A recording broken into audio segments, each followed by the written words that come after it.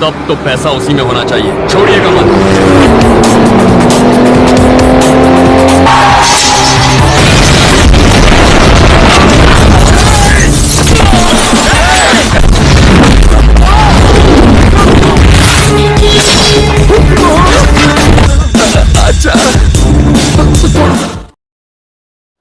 Halo sahabat, Assalamualaikum. Apa kabar? Semoga sehat selalu dan senantiasa berbahagia. Terima kasih sudah subscribe dan selalu setia menyimak video-video SLMT TV. Semoga Tuhan Yang Maha Kuasa selalu memberikan rezeki yang berlimpah ruah dan juga berkah untuk sahabat semua. Tentunya SLMT TV selalu hadir menemani waktu bersantai sahabat dengan alur cerita film-film pilihan. Kali ini SLMT TV hadir dengan sebuah cerita dari film yang berjudul Julai.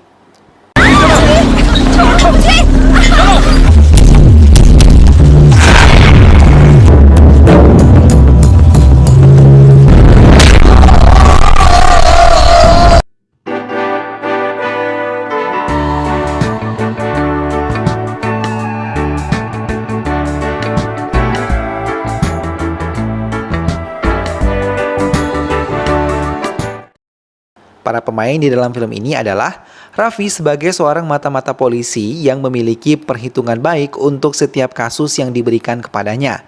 Madu adalah wanita yang dicintai Raffi, Bitu adalah pencuri bank, Sitaram adalah inspektur polisi teman Raffi, Narayan adalah ayah Raffi, Raja adalah inspektur polisi yang berkhianat, Srinivas adalah pekerja bank, dan Varadarajulu Waradraj adalah pemimpin kota Mumbai yang menjadi otak dari perampokan bank di Mumbai. Selanjutnya, sebelum menyimak alur cerita film ini, jangan lupa untuk selalu dukung SLMT TV dengan cara klik like, komen, share, dan juga subscribe. Baiklah sahabat, tanpa perlu berlama lagi, langsung saja ini dia alur cerita film selengkapnya. Mumbai. Musim hujan sudah melanda Mumbai dan membuat aktivitas warga sedikit terganggu. Hingga antrean panjang mengular saat warga menyetorkan sejumlah uang mereka di sebuah bank swasta yang ada di sana. Salah satunya adalah Tuan Narayan yang berkeinginan menikahkan putrinya dan menyisihkan sedikit demi sedikit uang yang ia miliki. Srinivas melaporkan kepada pemegang saham tempatnya bekerja kepada Varadarajulu dan mengatakan kalau uang deposit warga yang telah mereka miliki adalah sebesar 15 miliar dan merupakan rekor terbaru dimiliki oleh mereka selama 40 hari belakangan ini. Mendengar hal itu, Varadarajulu langsung memiliki keinginan untuk menguasai uang-uang tersebut dan menyusun rencana perampokan bank kepada Bitu, seorang mafia yang biasa digunakan jasanya untuk mencuri di beberapa bank besar. Bitu, Lala, dan Deviani yang merupakan sindikat, mereka memiliki kekurangan bisu dan tidak bisa mendengar, namun memiliki ketangkasan lain. Sementara di tempat lain, Narayan yang memiliki seorang putra dan putri selalu tidak henti-hentinya menasihati mereka untuk selalu rajin bekerja dan melindungi satu sama lain walaupun mereka sesekali terlibat perselisihan. Namun mereka dengan cepat menyelesaikannya. और तू 120 मिनट में कमा लेगा? हाँ? Raffi langsung melangkah pergi, meninggalkan rumah mereka. Namun tanpa sengaja, ia menumpangi mobil Bitu dan kelompoknya yang akan merampok bank. होशियार रहूंगा. यहाँ मुझे कोई कुछ नहीं करेगा. Ia turun di sebuah klub malam yang merupakan sarang perjudian dan berpura-pura ikut andil dalam semua taruhan yang digelar di sana. Hingga beberapa polisi datang dan menghentikan aksi mereka, mengambil semua barang bukti dan meminta beberapa keterangan dari pengunjung di sana. Raffi tiba-tiba mengatakan kepada inspektur yang saat itu bertugas, Manikyam, kalau ia mencurigai sebuah mobil yang membawa beberapa orang pemuda, bahwa mereka adalah pencuri yang merencanakan mencuri sebuah bank karena ia melihat beberapa perlengkapan yang ada di mobil dan gerak tubuh yang mereka miliki membuat Raffi yakin kalau mereka adalah perampok besar.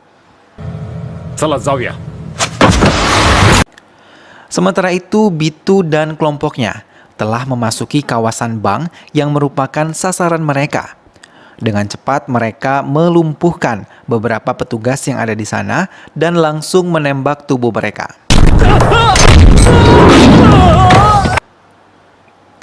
Namun salah satu anggota Bitu malah mengancam Bitu, serta ingin menguasai semua uang tersebut, dan Bitu pura-pura menyerah lalu mengiyakan keinginan anggotanya tersebut. Tak berapa lama sebuah mobil datang menghancurkan tembok loker penyimpanan uang dengan menggunakan batu besar dan tepat menghantam tubuh anggota Bitu tadi hingga tewas. Bitu bergerak cepat untuk memuat uang tersebut ke kontainer yang dikendarai oleh Lala, adik laki-lakinya. Raffi dan Manikyam telah tiba di sana bersama beberapa anggota polisi lain. Mereka langsung memburu mobil yang dikendarai oleh Devyani yang merupakan mobil pengalih untuk membebaskan kontainer pengangkut uang curian mereka. Bitu yang masih berada di tempat tersebut langsung melaporkan kepada Lala untuk mengikuti semua petunjuk yang ia berikan. Ia ingin Lala membawa uang itu ke tempat pembuangan sampah yang berada tidak jauh dari jalan yang ditempuh oleh Lala. Namun tanpa mereka duga, mobil Raffi dan Manikyam terjebak di tanah membuat Lala panik dan langsung menyerangnya. Dengan sigap, Raffi menghadapinya, namun nahas Lala malah terbunuh. अंगूठे के बिना तीर चलाना. Mengetahui Lala telah terbunuh, membuat Bitu merasa kesal dan langsung menembak semua polisi yang ada di sana. Tapi tembakan yang ia arahkan meleset hingga memudahkan polisi untuk menangkap Bitu. Beberapa mobil polisi mulai bergerak dan membawa tubuh Lala ke rumah sakit untuk diselidiki dan membawa Bitu untuk merawat lukanya sebelum ia masuk ke tahanan. Sedangkan Raffi sendiri memilih turun di kedai kopi untuk menikmati suasana di sana karena ia pikir perampokan tersebut telah ia gagalkan. Namun di tengah jalan, Devyani berhasil meledakkan mobil yang membawa Bitu hingga saat kejadian Nikyam tewas terkena serpihan bom.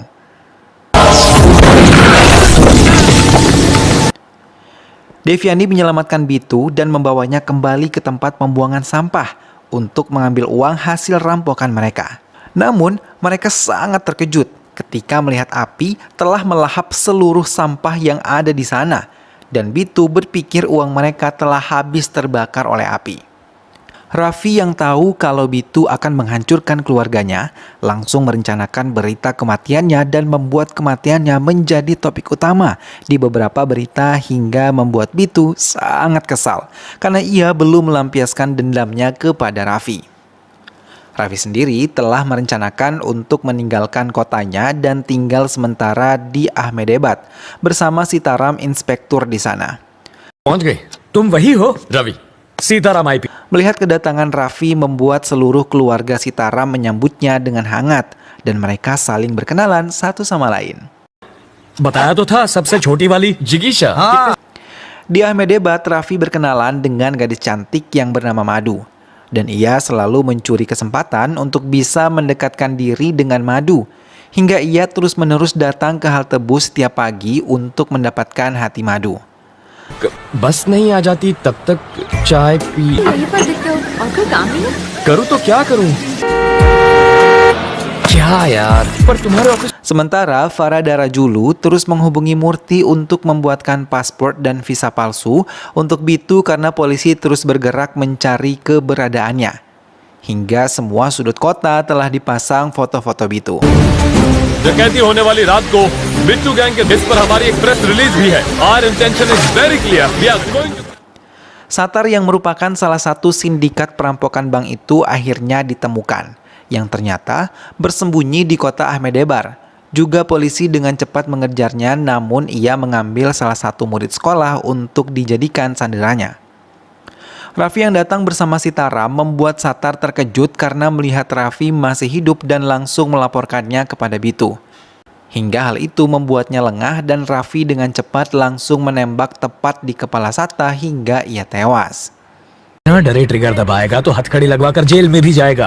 Raffi mulai menceritakan kepada Sitaram kalau Bitu adalah kepala sindikat perampokan yang telah mengambil 15 miliar.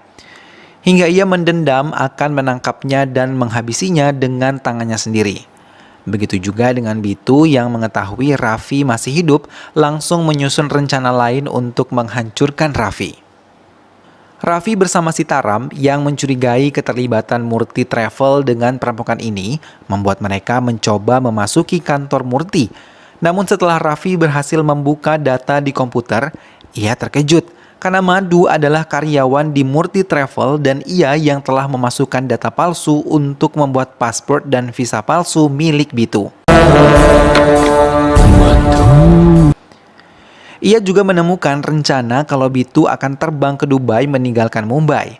Raffi dan Sitaram pun langsung menyusun rencana dengan mengawasi kantor Murti Travel.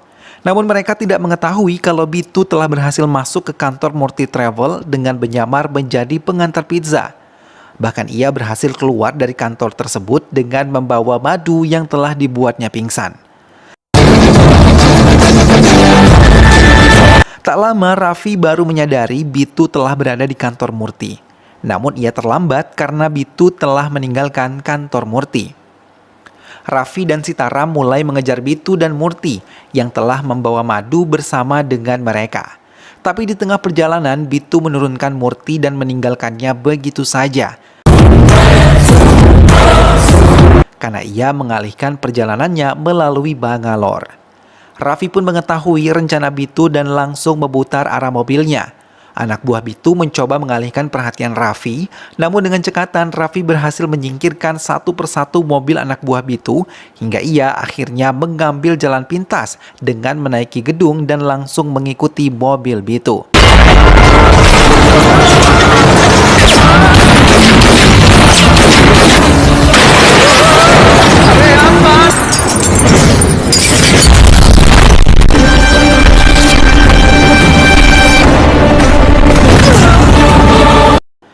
Namun saat di atas gedung, Bitu menyandera madu dan setelah Raffi mendekat, Bitu meledakkan mobil Raffi dan melempar madu hingga ia tersangkut di besi jembatan.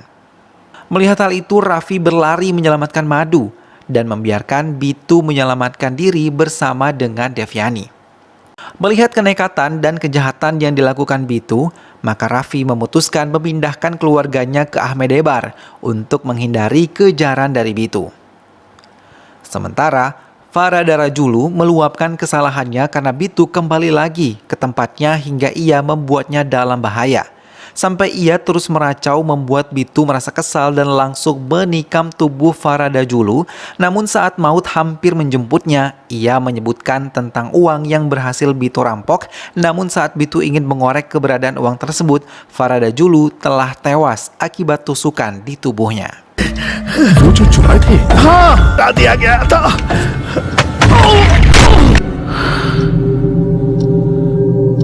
Bitu yang telah mengetahui keberadaan keluarga Raffi bergerak cepat untuk menangkap mereka bahkan dengan mengalihkan Raffi dari keluarganya dan meledakkan mobil Inspektur Raja yang mengunjungi rumah Sitaram.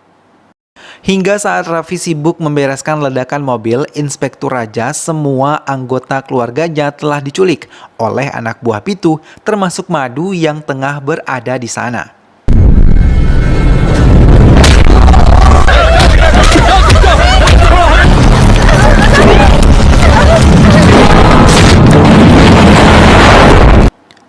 Raffi dengan cepat mencoba menyelamatkan semua anggota keluarganya. Namun sayang, ayahnya terluka hingga harus dilarikan ke rumah sakit.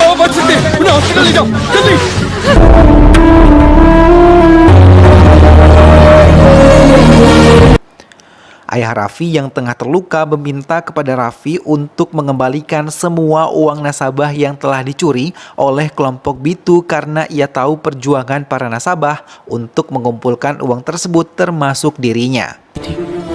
उस रात 10,000 के तुम्हारे जुए ने उनके लिए जा और पूरे 1,000 Sementara Bitu yang mengetahui keterlibatan Inspektur Raja dalam penyimpanan uang hasil rampokannya mencoba menekan dirinya dan memintanya untuk menunjukkan di mana mereka menyimpan uang tersebut. ले जा रहा था बोझ ही नहीं संभाल पाया।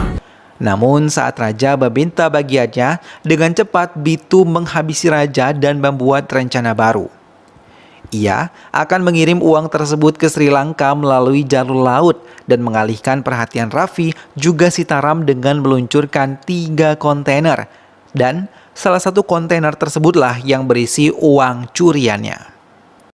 Namun Raffi dengan segala kecerdasannya dan pematangan perhitungannya mengetahui kalau Bitu akan mengelabui mereka. Hingga Raffi memutuskan untuk menempuh jalur darat sementara Sitaram terus mengawasi 3 kontainer melalui helikopter. Container के टायर दबे हुए तब तो पैसा उसी में होना चाहिए छोड़िएगा मत Raffi mulai menjalankan rencananya mengelabui semua supir kontainer tersebut. Hingga mereka tidak dapat menuju pelabuhan sesuai perintah Bitu. Bahkan salah satu kontainer yang berisi uang tanpa sengaja mengambil jalan ke arah kota di mana para nasabah terus mengadakan demonstrasi, menuntut uang mereka kembali. तुम उसे कहां ले जा रहे हो?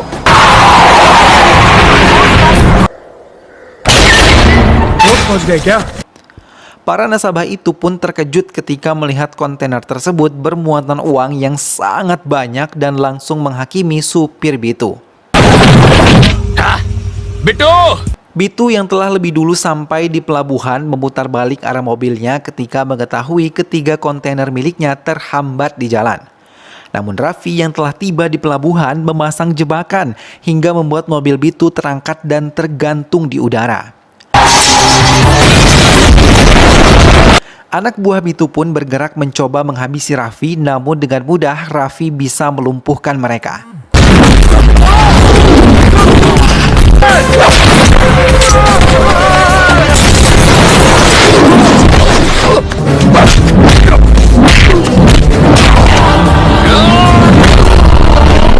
Namun saat ia berhadapan dengan Bitu, nyali Bitu tiba-tiba menciut. Bahkan ia memohon ampun pada Raffi dan berlari menjauhi Raffi. Tapi dengan sigap Raffi menembak salah satu kaki Bitu hingga ia kesulitan untuk melangkah. Tak lama Sitaram tiba di pelabuhan. Dan mendekati Raffi, melihat kesempatan itu, Bitu pun mencoba menghabisi Raffi. Namun Sitaram yang melihat Raffi dalam bahaya, segera melindunginya dan untuk pertama kalinya ia menggunakan senjatanya lalu memuntahkan semua isinya untuk menghabisi Bitu. Kasus perampokan pun telah selesai ditangani oleh Raffi dan Sitaram. Kini Raffi kembali ke kotanya dan memulai hidup baru seperti keinginan ayahnya. Film pun selesai. Nah sahabat, itulah tadi alur cerita dari film yang berjudul Julai. Mengambil hak milik orang lain adalah tindakan kejahatan yang sangat tidak terpuji ya sahabat. Bagaimanapun hebatnya menyusun rencana untuk mengambil yang bukan hak milik kita, pada akhirnya kebaikan akan tetap menang dan pelaku kejahatan akan mendapatkan balasannya. Film ini mengajarkan bahwa cara singkat untuk menjadi kaya tidak akan pernah berhasil, apalagi mendapatkan berkah. Tidak mungkin ya sahabat. Di sini kita bisa melihat bahwa tindakan kejahatan hanya akan membawa keburukan bagi para pelakunya. Semoga kita semua terhindar dari sifat tamak dan ingin mengambil yang bukan hak milik kita. Karena perbuatan demikian sangatlah tercela dan akan mendapat balasan setimpal baik di dunia maupun di akhirat nantinya. Semoga sahabat semua terhibur setelah menyimak alur cerita film ini. Sampai berjumpa lagi di alur cerita film selanjutnya. Terima kasih sudah menyimak video ini sampai akhir. Dukung selalu SLMT TV dengan cara klik like, comment, share, dan juga subscribe. Sampai jumpa lagi sahabat, sehat selalu dan wassalamualaikum.